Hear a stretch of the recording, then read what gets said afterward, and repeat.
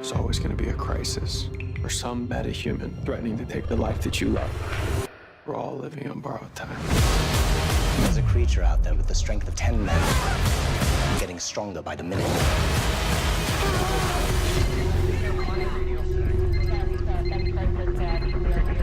Oh, good. You're still here. What's going on? The city's under attack. By who?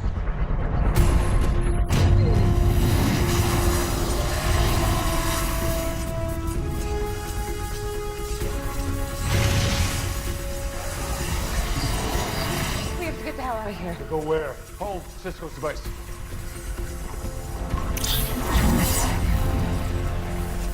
Oliver! What?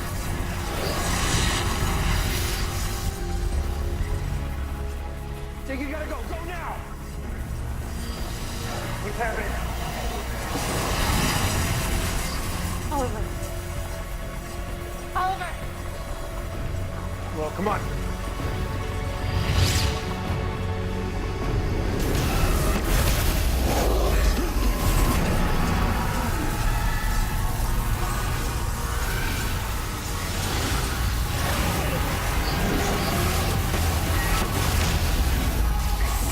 His biometrics are crashing. I'm also picking up temporal energy readings.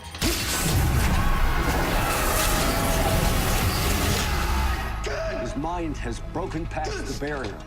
It's not just a new timeline he's found. It's billions of them. And Barry's mind is experiencing them all.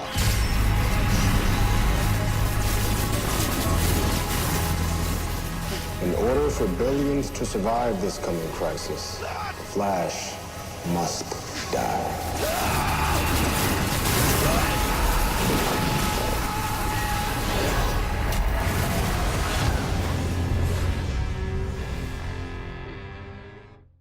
Welcome back, everyone. It's Charlie. This is going to be my Flash Season 6 Episode 3 trailer and a breakdown of all the Crisis on Infinite Earths teasers and scenes from the last couple of episodes, including Arrow Season 8 Episode 1. So we'll talk about the Flash footage, then I'll talk about all the Crisis scenes. We're doing a new DC merch giveaway. All you have to do to enter is be a subscriber and leave your best theory after these week's episodes about what's going on during the crossover. So we start with that post-credit scene from The Flash Season 6 Episode 2, Bloodwork now in what seems like Star Labs, seeing that his golem that he accidentally created has followed him through the ventilation shaft. Cue joke about it being super easy to break into Star Labs. They made a couple of jokes about that in previous seasons because you had a couple of seasons of The Flash where villains week to week would just waltz into Star Labs like it was no big deal, even though you have to go to level 200 on the special elevator just to get to the control center where they spend most of their time. Star Labs is huge. You don't always get a sense for the scale because of the way they shoot the show in a couple small hallways in the Cortex. You only really start to see it in scenes like Barry running around the pipeline when he's trying to enter the Speed Force, like during last week's episode. Bloodwork clearly doesn't know anything about how his powers work yet. It's quite literally, though, controlling blood. They have a much more scientific way of explaining how that works on the show, but they get really crazy with it during the Flash Rebirth comic book during the Negative Flash story arc. The Golem is then seen getting ready to kill a couple of nameless henchmen in a warehouse, and then the Flash trying to fight him in a lab that doesn't quite look familiar. But because Bloodwork's whole thing is getting his hands on more dark matter to perform his experiments, the zombified creature he inadvertently created might be doing this for him unconsciously and just reacting to his unspoken desires without him realizing it.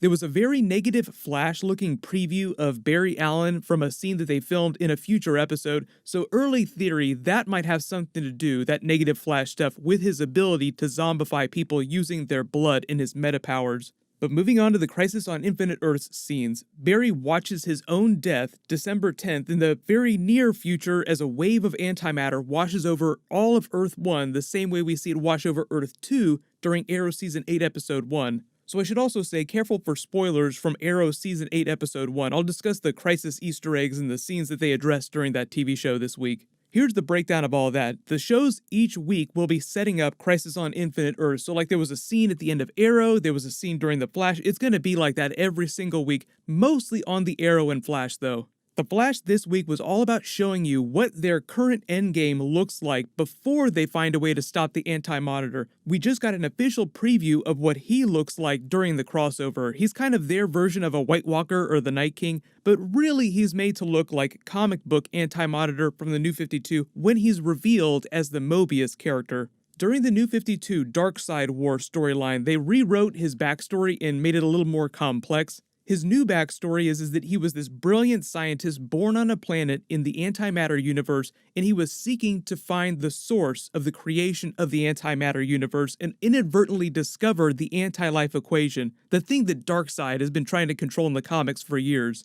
The anti-life equation transformed him into the version of the Anti-Monitor that you see today, so he used to look a little more normal. Fun fact too, his original name is Mobius. He created the Mobius chair that Metron of the New Gods has been using this whole time in the comics. He gave it to him willingly. There was an Easter egg for Mr. Miracle on Jay Garrick's map on The Flash. I don't know if they're going to get into any big New Gods stuff during the crossover, but it would make sense that they would try to reference that if this is such a big comic book event that they're doing. During Arrow Season 8 Episode 1, Oliver is actually on Earth 2 on a mission for the Monitor to collect some dwarf star particles. They use the episode as a big riff on the pilot episode. It's meant to be a big love letter to the fans, so it's all the things from the pilot, but done in a very twisted, alternate universe way. So Tommy winds up being the Dark Archer, Merlin is married to his mother, so he and Tommy are actually really brothers on Earth 2. Their version of Adrian Chase has become the Hood since Oliver's father on Earth 2 was outed as the Hood back during Flash Season 2. In their version of the Arrow story, Earth 2 Oliver died when the Queen's Gambit went down. It was his father Robert Queen that was stranded on Lian Yu for 5 years, then came back and took up the Hood. The Batman mask in the intro on Lian Yu replaces the Deathstroke mask because on their Earth, it was Batman who was also stranded with Oliver's father on Lian Yu. Adrian Chase also says that Batman was his mentor for a brief period when he gave him some lessons while he's talking to Oliver at the end of the episode.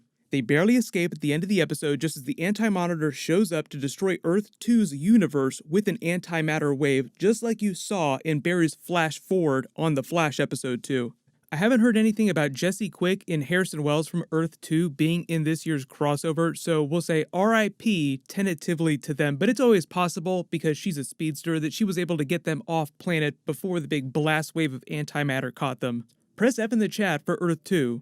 They totally foreshadowed this on The Flash Episode 2 with Jay Garrick's map of the multiverse. A lot of you noticed this. He's been tracking antimatter events across the multiverse for the past year, and this map had a giant red arrow pointing to Earth 2 saying that this is where the next event was going to happen. Cue an hour later on the Arrow episode when it actually does happen. They'll be doing stuff like this on the shows all season long, sort of doing mini crossovers, so I'll cover those in the Easter egg videos that I do week to week. The map itself is fantastic. It has all kinds of Easter eggs and a few unknown Earths that they've marked with question marks that I think will probably wind up being Smallville Superman's Earth, maybe Kingdom Come Superman's Earth during the crossover. The only reason why they would put question marks here and show it to you in a long, drawn-out scene is just to tease you for stuff to be revealed later on. Most of the other Earths that they have marked here are the ones that we've traveled to on The Flash in previous crossovers, like the Freedom Fighters from Earth X over here, Wells the Gray from the Council of Wells over here, a couple more Crisis comic book Easter eggs like this Earth that was destroyed during 1986, the year that comic book Crisis was published.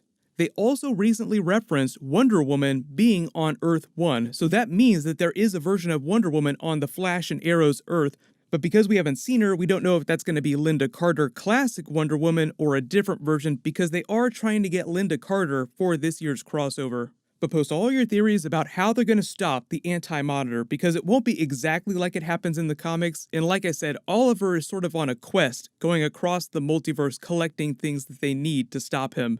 Yes, I have heard the rumors about Titans possibly having a scene during the crossover. They're getting ready to do Nightwing, Red Hood stuff on Titans. Don't let go. So I will do a video for that sometime soon. There's a bunch of other stuff too, like Rick and Morty that I'll be doing videos for, and Watchmen Episode 1 is coming Sunday. I'll be doing weekly videos for that too. Those will be Sunday night videos, so look out for that this Sunday. Congratulations, Kuda, you're the giveaway winner from my last big Flash video. Please email me on the About page of my channel so I can get your details. Yes, there was a rumor that Lucifer is seen on set, but they haven't officially announced it, so I'm going to wait to do a video about him until they confirm it. Everybody click here for my Flash Season 6 Episode 2 video, and click here for that Flash Batman crossover teaser. Thank you so much for watching. Everybody stay awesome. I'll see you guys tonight.